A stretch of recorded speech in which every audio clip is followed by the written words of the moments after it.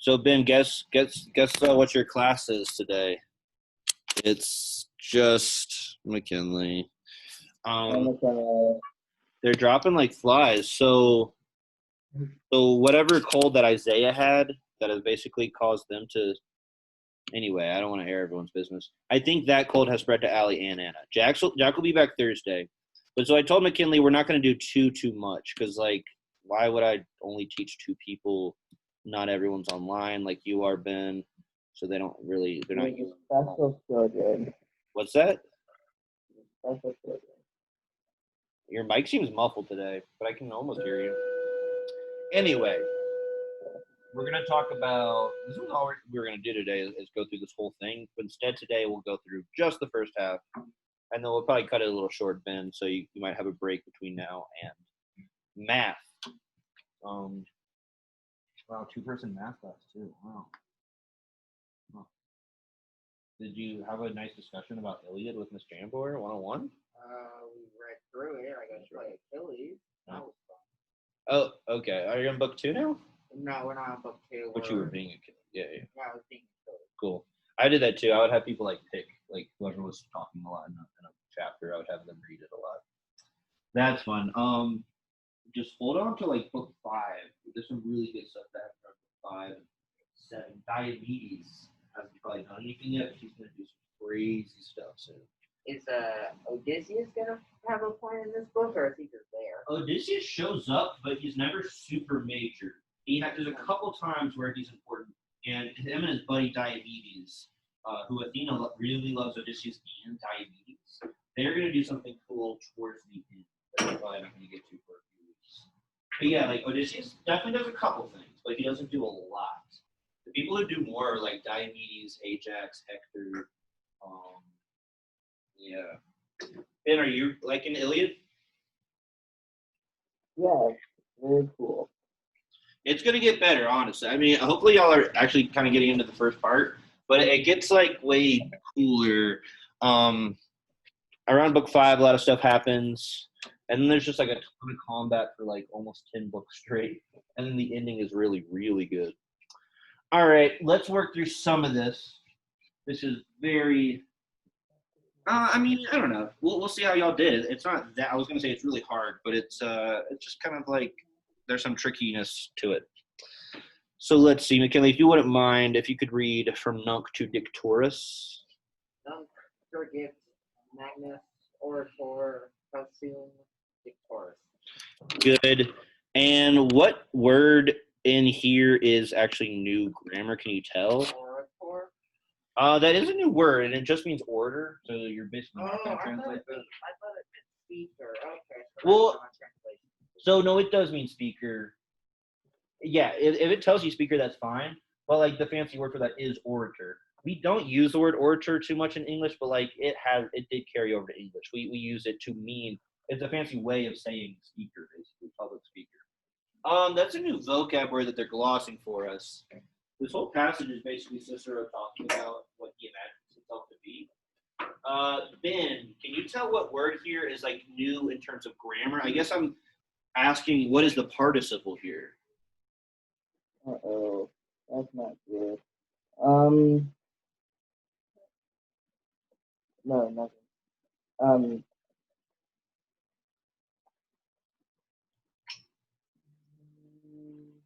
Y'all can't quite see it? Wouldn't it be, I can see it. Wouldn't it be occupator? Occupator is circa chapter 18 when we got the passive voice. Yeah, something about your mic is different today, Ben. It's cool though. I can kind of make out what you're saying. Occupator is passive. It's just present passive. We'll do those tomorrow. We're gonna review the passive voice tomorrow, along with noun declension. No, the thing that's new is dictorus. Okay, it's related to Decodicera. And how do I know it's new? It's such a tiny little detail, but it's that you are that I just made bold. Okay, that's telling us that it is a future active participle. So that's the only way you can tell it's future active is if it's from the fourth principal part of a verb, dictum, like Dico, Dicera, Dixie, dictum, but they squeeze in this you are in between the stem and like just a normal first, second ending. So what does Decodicera mean, McKinley? I can't figure out what it. Well, what is Deco? We've had that for a long time. Ben, what's Deco Decora? To Decora. Yeah. It's to teach. No, you're thinking of Dokeo. Well, yeah, you're thinking of Dokeo, which that was the other thing. We have a lot of D verbs. We have a lot of M nouns and a lot of D verbs. We get dictate and dictionary from it. What does an orator do for most of their life? What did you say orator is translated as? Talk. Yeah, so deco means to speak or to say or to tell. So here, since it's future active, it's like it's kind of like a weird adjective that has a verbal component. Yeah, do either of you remember how to translate the future active? Yes. What is it, Ben? It's going to be like, what word should we use? It would just be will. Wait, no. Kind of. You're close. It's going to be like about to verb. That's what dicturus is going to mean. It's going to be about to, in this case, what? About to speak. Good. So let's go back to the beginning of the sentence. Nook is what? Now. And now. Now. Surrogate is what? Get up. Yeah, it gets up, rises. He rose. Yeah, he rose, except we actually do have the he. It's the Magnus orator, the what speaker? Large speaker. Or Great. they want to call him large. Yeah, now the great speaker rises. That's the first 4 words. We're clear on that. That's really easy, right? So now the great speaker rises. And then the next 2 words they tell us what deco plus causam means. Causam in the past has been cause for us. Here it's going to be case, though. So it's going to be now the great speaker rises about to speak his case or about to plead his case.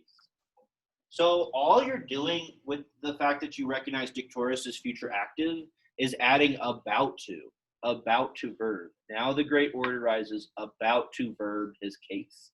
So that's not too bad, right? It's not too bad. As long as you know that dicturus is future active and that's how we take it, right? Now the great orator rises about to plead his case. Good. And then what? Omnis locus. Omnis locus, it doesn't look like those 2 words are going together, but guess what? They are. Yeah, they are. So omnis is third declension. That's why it has a different looking ending than locus, but they can both be nominative, actually. What would that be, Ben? Omnis locus? Yeah. Yeah. All or every. Huh? No, wait. Locus. Think of echolocate or location. Place. Yeah, every place, and then they tell us what subcellus is. What is subcellus? Isn't it? It's like benches. Seats. Bench. Yeah, benches are seats. So every place, would we say in the benches? Maybe on the benches, or in the. They give us another word. They occupy. Not they actively occupy, Sit. but Oh, every not place is not quite. Sitting. Occupatur is a good old. It's a not active verb. It's a what verb? Passive. It's passive. So they are going to be verbed. So every place is what? See. Occupied. Yeah, just occupied. Every place on the benches is occupied. So like basically they're saying every seat in the audience is verbed. So all we're doing there is hopefully you recognize, and I promise to keep saying this, but we're going to review it tomorrow. I wanted to ease up on the review the first few days this week, but we'll review a lot tomorrow. But the occupatur, that tour should jump out to you guys as being passive. And that's why it's not like every place occupies in the seat. That'd be weird. It's every place is occupied. Every place is verbed. Because that's how we translate the passive. It's like helping verb plus verbed. Every place is occupied. Any questions about that? Y'all gonna be clear on that once we brush up on passive? I have a question. Yeah, Ben? Why does it have a period in this sentence, but in the reading, it has a semicolon. Oh, I probably just added that myself because it was like driving me crazy or something. Or I don't know why I would have changed it actually, honestly. But yeah, passive verb. We will review the heck out of them tomorrow, along with our noun declensions. That'll be all we do tomorrow. Okay, and then who knows when we'll actually finish all of this. These first three words are fine. What is plenum est tribunal? Maybe just make that tribunal est plenum. Not fun. Full of care.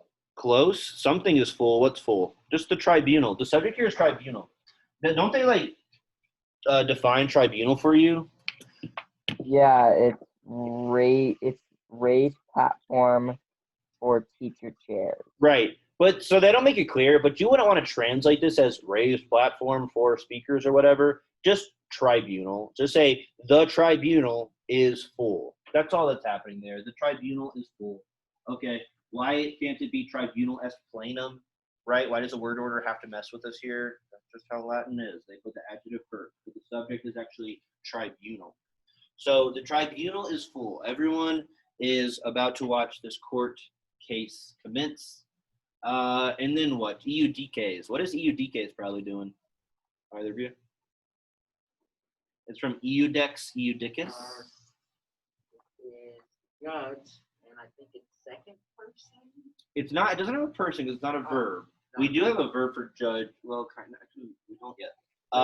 It's just a noun. So maybe it's the Subject? yeah. That's just a subject. So like, not just judges, but omnia judges. EUDKs omnia. Every judge. Yeah. So all judges or every judge. The problem with using every is that you would then need to treat judge as though it's singular, which is kind of confusing. I know. But yeah, those don't look like it, but they actually go together. They're the subject. All judges. And then let's skip. I'm seeing a lot of stuff that I feel like I'm not ready to take on yet. What do the notes tell us significant silentia means? The notes basically do that one for us. So silenticon means the signal for silence. Yeah, to signal for silence. So yeah, all judges signal for silence. All judges signal for silence. There is significo. For a second, I did not see the note about significo, so I was like, how do they want the kids to translate significo? But yeah, all judges signal for silence. But notice I skipped like 4 words in the middle. Hopefully y'all kind of know how that works now. Like sometimes you just want to get your subject and your verb and then mess with all the stuff in between it. Maybe y'all are like confused by that. But yeah, that's kind of what I'm doing there, where I'm just like, I think those are my judges. Here's my verb and the direct object. Let me take care of those. Now let's take care of ilias, verba, audire, cupientes. Once again, what is the participle in those 4 words? Ilia? Not ilias. That's a good old genitive of illa. So it has to be audio. Audire is just an infinitive. We've had that for a while. Then antiverba? It doesn't look. Verbas we've had for a while. So it's Yeah, so that's cupientes. So, But that looks like a. what, like we've had it before? It looks like it looks like from that little noun chart over there. It doesn't look like something that thing. In the participle? Or- So let's break down how I'm using this chart. The only way, just like with, what was it? It was dictorus. I had to be aware of the UR in dictorus to tell me the future active. I want you guys to be very sensitive to any time you see the NT sequencing of letters. I know that might seem like such a tiny part of a word to like pick up on, but that tells us it is present active. See the present active at the bottom of the screen then to the upper left? It is either going to end in S if it's nominative or in T if it's anything else, and then it gets a third declension ending, and we translate present actives like verbing. Okay? And what does QPO, cupire mean? We haven't seen it a lot. It means like to, like if you see a falling star, you make a, Wish. yeah. So what's this going to be? It's going to be like every judge signals for silence, comma, Or verbing. So it's going to be, wishing. yeah, Wish. wishing. Oh, it's wishing. Yeah, wishing. And then here's another thing y'all probably didn't know is that nice mustache, Ben, I guess, but if you're focusing, wishing what? Wishing, it's going to take a complementary infinitive. So wishing what, Ben? Every judge signals for silence, wishing to What's the complementary infinitive that we have nearby? Auditory. Yeah, so wishing to, Speak? what's the opposite of speak? Listen. Yeah, it's like hear, like audio or audible. So To their words. yeah, wishing to hear their words. So it turns out that we have a participial phrase here, basically. That's what I was skipping over. Cupientes, wishing to hear audire, the words of those men. If you translate it as their words, that's fine, honestly, but it's like more literally the words of those men. Because Ilias is genitive. This really faded kind of pink color is what I'm using for genitive right now. Whereas verba is the direct object of the participial phrase. The direct object of the main clause is like silence. The silence that the judges are signaling for. But yeah, so how do y'all feel about this one? When it's explained out, it makes a little bit more sense. Okay. Yeah, so you got to focus on making sure you definitely know the vocabulary. And then in this chapter, it's like, y'all, the chart I have at the bottom of the screen right now, that needs to be like somewhere on the top of like some part of your notes. And that's what you're flipping to every time you're translating something in this chapter. Because like, I don't blame you guys for not being used to spotting these participles. They're pretty hard to spot, but that NT was actually a dead giveaway. All right, let's do a couple more, and then we might call it a day so that maybe other people can join us for more of this. Ben, go ahead and read this one for us. Oculi hominum ad illam verantur. This one's not too bad. All we have that's going on that could be hard is verantur is not an active verb. It's a what verb, Ben? It's a participle verb. So it looks like a participle. It looks like a present active because the NT I was just talking about. Oh, if you see NT, it's present active. But actually, it's we want to notice the TUR ending, not the fact that it's NT. So it's not active. Wow. It's I know, right? It's not active. It's passive. Okay? Passive. So it's not that something turns something, it's that something is turned, right? That's how we take passive verbs. Passive verbs happen to subjects. So what is turned here? What's the subject? Oculus? Yeah, which is what? That eye? Yeah, the eyes, what? Omnium oculi. So the eyes of, Everyone? yeah, of like everyone or of all. We could just translate it as all. That IUM ending is actually genitive. That's third declension I stem genitive. So the eyes of all are turned ad illam, Ben? Two, no, not two.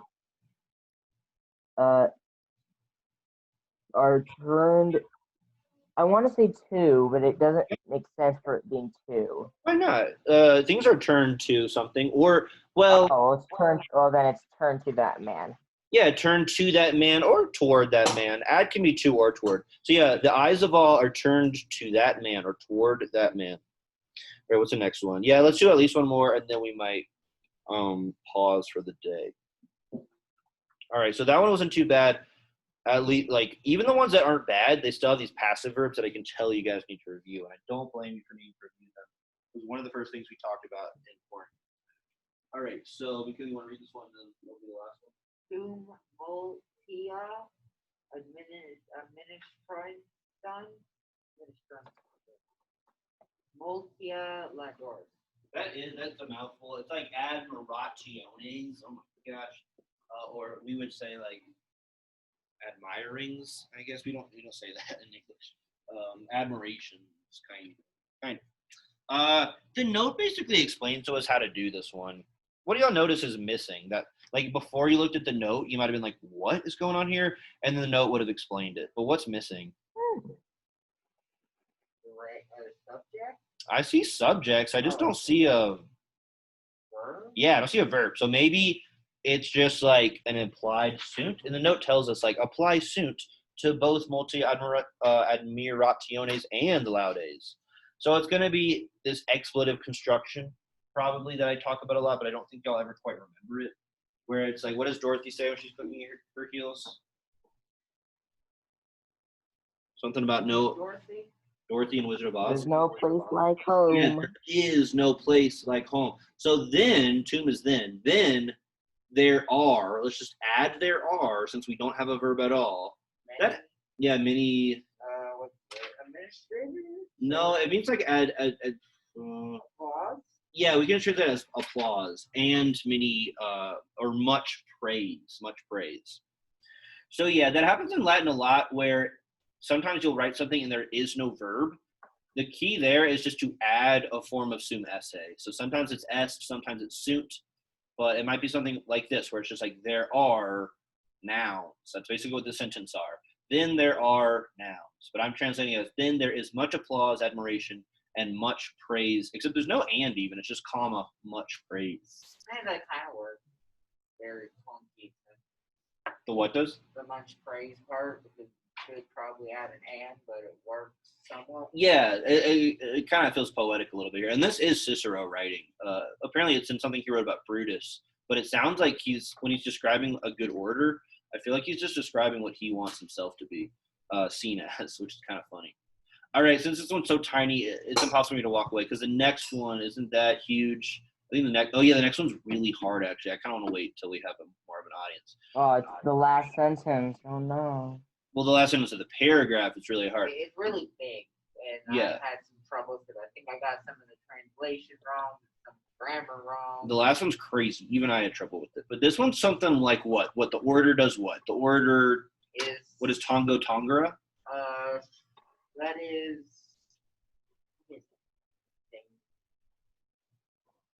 Tongo Tongara, is it Oh. Tegi Tactum? We get tactile from it.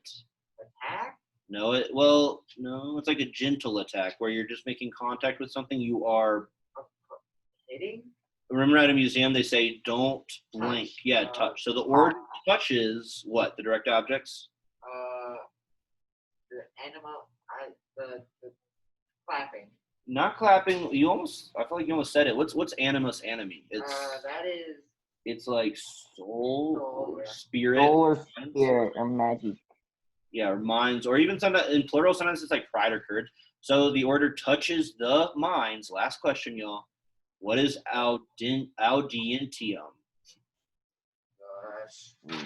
What case is it? We keep seeing this case. It's a blanketive plural. It's a personal plural. Wait. It's an accusative plural. It's not accused. It does look kind of accusative singular, but it's actually Dative plural. Huh? Dative. No, it's third declension genitive. Okay, remember we reviewed those third declension I students last week? I hate the third declension genitive plural because like it's just sometimes, at least here it's IUM, but sometimes it's just UM, and that's like really infuriating because for a long time we were so used to UM just being accusative, masculine or maybe neuter. But UM is actually the worst noun ending of all time. It's actually even worse in AE because it just shows up in way too many spots. It's kind of horrible. So it's what? It's the spirits blank the listeners. Of the listeners. Yep, that's it.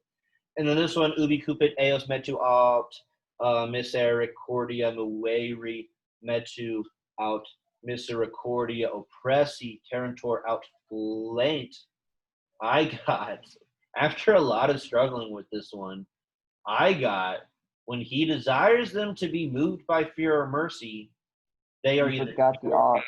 Huh? You got the R in mercy. They are either terrified by fear or they cry, having been suppressed by mercy. It's a crazy one. Oppressi there, that's from a new verb to suppress, or like having been suppressed. And it's like a participial phrase is like mixed in with this other clause in a way that makes it really hard to separate them out from each other. It's really hard. I will actually talk about this sentence at length once we have maybe more than two people here. But, I mean, this one's crazy. Actually. And then the last sentence of the second paragraph is also kind of crazy. But we'll get to that maybe not tomorrow, maybe Thursday. Maybe we'll finish this up Thursday. At least Jack will be back then. And I assume, hopefully, Anna. Jack should also. Jack is returning tomorrow by 8, so he will be available for the Zoom tomorrow. So 8 a.m.? I suspect because he said he'll be able to attend the Latin and geometry Zoom link. None of the other know about I don't think he'll be able to attend that if he's at 8 p.m. Yeah, we need to make it to where even like the kids who do come in know about the Zoom meeting, because it's like if you're sick but you're still able to like sit at a computer for less than an hour, then you should do that, I guess. But anyway, I think then me and McKinley might just go find the PE class or something, or go mess around outside and compare Marvel movies. But good luck in math. Be very charismatic in math to carry the class, so McKinley doesn't have to do all the work. Yeah. It's And gonna be fun math class. yeah. Were you able to do the? Yeah, you did do the quiz. You sent it to me, right? Yeah. Yeah. I have no idea if I did good. Well, we'll see. Honestly, I'll have to give you a retake option, because I'm giving a retake option to everyone except maybe Jack. Maybe Jack passed it, but like they all failed it the first time. So if you didn't do good, I'll just have to let you take it again, because that is a lot of Okay. vocab words to review all at once. But anyway, I was studying because I was like, yeah. it's a lot of words. There's a lot of. I mean, it's 3 chapters worth all at once. So anyway, enjoy math. I'll see you tomorrow. And if that's Ella, I can't tell. I'll see her tomorrow as well. And I'll try to make it to where her mic works. Yep, okay.